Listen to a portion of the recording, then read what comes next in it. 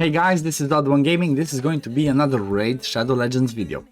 Guys, today I'm very excited about this one because it's something that I've seen on the internet, I've seen other people do it. I've never done it myself. That's why I'm really excited. So on one of my streams I had HVK Vlad come and asking for a little bit of help for building his budget Unkillable, and we were trying to look at the options. What's the best thing we can do? Because we know with the budget Unkillables it's usually 2-3 key Ultra Nightmare depending on the teams. Like, it can be done with ally attacks, it can be done with counter attacks, and you know, there's different other variations for it. I usually recommend to people, if they have if they can do a 2 key Ultra Nightmare without having ally attack or counter attack in there, just do the budget one, because getting the ally attack or the counter attack champion in the team basically makes you have to change gear for different affinities and for different levels and so on and so forth. And I always recommend to people just do the ultimate budget Unkillable, for which I have a guide on my channels as well. I will remember to pin it at the end, either there or there, and for you to go and check it out, see what I mean. But on that same note, the variation that I tried, like I said, I'm not saying this is my team, I'm not saying, yeah, this was my idea, so I'm the first one to build it. Far from that. It's just a team I've seen, and I was thinking, okay, this team has potential, so let's see what we can do about it. So what I'm going to do first is, I'm going to show you the presets, then I will play the recording of the team that goes from the beginning till the end to see how it goes, and then we're gonna talk about the builds, and we will see what this team can do or cannot do, and you know, we'll take it from there. But first, let's have a look over here. Let's go check. I mean, I think so. The way that this team works is obviously the budget Unkillable normal ones with the normal speeds. Then we have Dracomorph, Vizier, and Geomancer. We all know that these champions are insane, and the combination of them is extremely good. And I guess the champion that makes all this possible is Vizier Ovelis, because of his A1. What he does on his A1, after book, he has a 50% chance of increasing the duration of all debuffs. So basically all the poisons from Draco, the decreased defense, the weaken, and the HP burn from Geomancer can all be extended by Vizier. Therefore you would have the debuff bar always, and that's why you have people like, that's why I have Draco with A2 and A3 locked. Vizier, same thing. Vizier, we usually know in clan boss setups, A2 and A3 are locked because you mostly want him to use the A1 to extend those debuffs. Same reason why Geomancer has the A3 locked, because you don't want him to waste, because that's a turn wasted. You'd rather have him do A2 or A1 to do that little bit of extra damage in order to try and get it as close to 1 key Ultra Nightmare as possible. So let's check simple the presets. A3 locked from Geomancer, A2 and A1 you can leave it on. A2 does, I think, almost double the damage of A1, so you want him to use this one. Vizier A2, A3 locked, just A1. Dracomorph A3, A2 locked, just A1, because Draco does more damage the more buffs are up there, so damage increases by 10% for each debuff on the target. So because it's gonna be 10, it's gonna be always full because of Vizier. He'll basically do double damage on his A1 all the time. Maneater priority A1, then priority A2. This A2 smacks a lot harder than A1, and Maneater likes to do A1 instead of A2 sometimes, so I always prioritize it like this. Painkeeper, same thing, A3 priority, then A2 the second priority, because again, sometimes she doesn't like to use her heal. And then I'm gonna show you, I'm gonna play you now the video, and I will leave it for the turns that I do the preset, because you want to make sure that you have all the poisons. You want to make sure you have decreased defense weaken out there. You want to make sure you have the HP burn from Geomancer out there, and everything else you want to make sure that it's full of Dracomorph's poison. So if you have decreased defense, weaken, HP burn, and then 7 poisons, after that the team can go on auto. So I'm gonna let it go slower up until we have all those debuffs placed. Then I'm gonna speed it up and, you know, jump through it and come back at the end so we can see what this team has actually done. So see you in a bit, guys.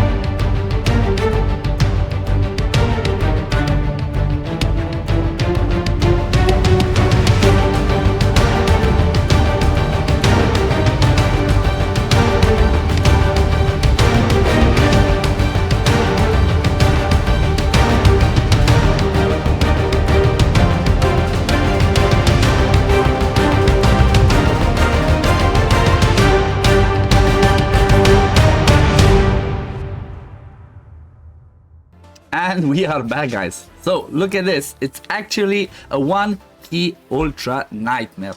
Obviously, because it was a void affinity, we had less damage from Geomancer. Like his damage can be higher because of the affinity hit. So if you look at it, 22.5 million damage from Geomancer, 8.5 from Vizier. Like his damage itself is not as crazy, but he enables everybody else to do more damage. Like Dracomorph 29.5 million damage, Maneater 6.8, and Painkeeper 3.7. So this team is actually insane. I really loved it. I was really excited after I built it for Vlad, and I was like, yeah, can you let me make a YouTube video on it? Because it's like, you know, whenever I see something exciting that maybe, I don't know, maybe I haven't seen it myself. It's already been done, quite possibly, like I said.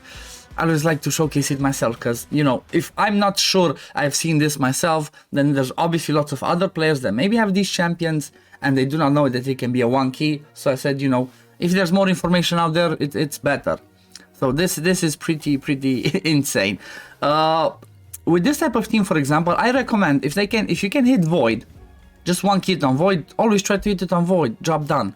If not, maybe there's other affinities you can do it on. For example, maybe you can try on Spirit. It might still be a 1-key because he would still get the stun. He might weak hit on the A1 and not extend, but the damage from Geo will be higher because of the passive, like I mentioned. On Magic, it's not going to work, because on Magic the stun targets is going to be either Dracomorph or somebody else, because they will be strong affinity.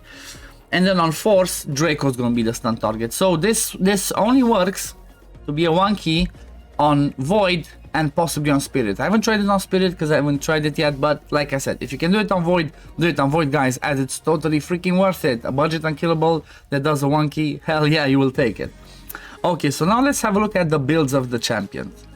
So the way that I've built the champions, let's start with the core ones. So it's the same thing as the ultimate budget Unkillable, just different, sorry, not different, the right DPSs. So what you need, 256 speed, 100% crit rate, obviously as much damage as you can get. The speed you need 256 obviously, and as much damage as possible. Unfortunately his HP is a little bit too high, so that would be something that maybe later on can try and tweak if it doesn't work exactly. Like you want him to have like at least 2,000, 3,000, 4,000 less HP than Painkeeper and the stun target, because if he has too much HP, he's not gonna heal back enough to be able to do his retribution procs. These are the Masteries, Standard, Clan Boss Masteries, Life Drinker, War Master, and the Retribution. Standard Unkillable ones, at least. Then Painkeeper you want again speed 223, 100% crit rate, decent attack, decent crit damage. Her damage is not the best, but you know, you want her to be able to give you that reset and make this team possible. Again, over 2k HP, I try to keep over 2,000, 2,100 defense for everybody, so they're not a stun target, because stun target always calculates, the clan boss always calculates like this. If everything is equal, so if there's no affinity differences, it always goes for the person that has lost the highest percentage. So not the most HP, but the highest percentage of its HP. So for example, if Painkeeper has 40k HP, and then Geomancer has 42k HP, if Geomancer lost 5k, and Painkeeper lost 5k, Geomancer or something like that, like Geomancer would always be the stun target. The explanation is all over the place, but normally if somebody has more defense, it's gonna lose less HP, and the person has less defense is gonna lose more HP, therefore the higher percentage of HP lost. So 39k HP, almost 40k HP, 2.3k defense on Painkeeper, Masteries for Painkeeper. I took these ones, the healing ones, so we can try and heal everybody else more, so they have a shot of proccing their retribution. Same damage mastery in here.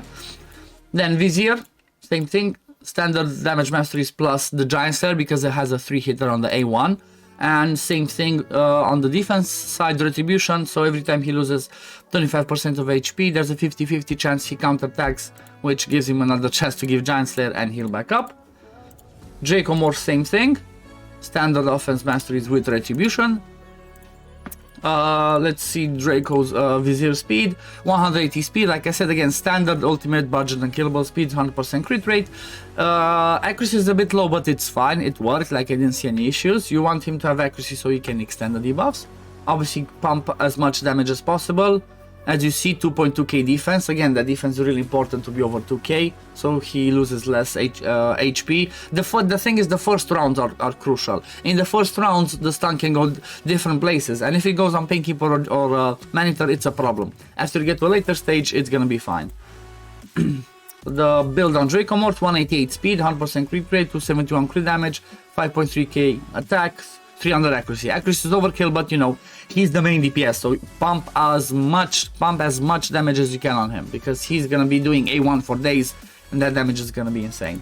And then Geomancer, which is the stun target, 129 speed, that's the speed that you want, 100% crit rate, 237 crit damage, the right accuracy, decent attack, and look at this, 1.5k defense, so the lowest defense possible you can get on him, and 44k HP. It's a bit overkill. Usually you want to have like maybe around, I don't know, 3k more HP on the stun target than the next ones. So he has 4k more HP than Painkeeper, and he will always be the target. As you can see, we even have like a 3-star shield on Geomancer just to be able to make him have low defense to do his work.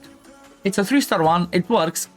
Why not? Or just get you can even get a shield that's leveled up till 4. If that helps you have his the defense as low as possible to be able to make him the stun target, do that. You don't care. If it works, why would you care?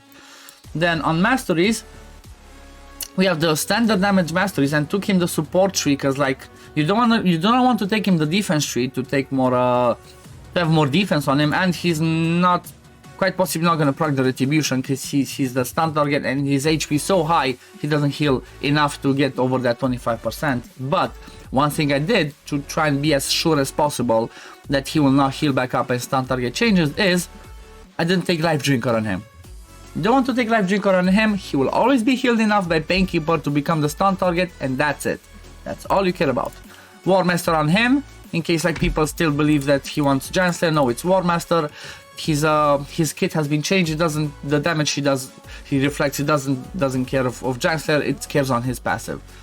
So this is the build for Geomancer, and I think that was everybody. That was everybody, guys. So, like I said, you see, the builds on everyone are just random pieces of gear in there, but trying to get as much damage as possible. And this team is insane. It's a budget unkillable, but with the right champions like we have, like it's with this ones, it can actually be a 1-key on Ultra Nightmare. If I remember correctly, there's another variation of this. Instead of Geomancer, it's with with Ferric in the Fat, but I think that one only works on I think it only works on Spirit or something like that. But this one, if it works on Void, in my opinion, it's good, it's awesome, it's reliable. Because if you can do it as a reset and hit it on Void, you do your first key quick, boom, job done, you carry on to the next one.